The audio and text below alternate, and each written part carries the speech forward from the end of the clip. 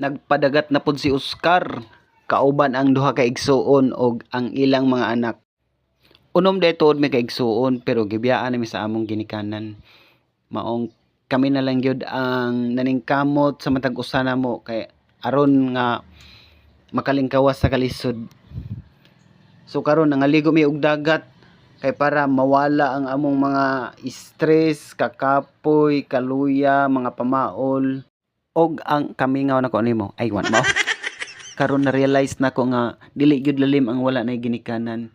Maong sa kadtong naapay mga ginikanan diha, mahala ninyo ang inyong mga ginikanan mga idol kay mo na siya makahatag na tog taas pa nga kinabuhi. Kani dayang upat ka bata nga ilang kauban karon ila ning tagduha ka anak sa akong duha ka igsuon, babae ug lalaki ang ilang mga anak. Og about sa ako, ayaw na lang mo pagpangutana kay wala pag ko kakita. Ambot na lang ani kung makakita pa ba ko ani. Dugay naman kaayo ang panahon nga akong gipaabot pero wala pagyud ko'y nakita. So mao din ni ang igsoon ako kanang naghawid og bata.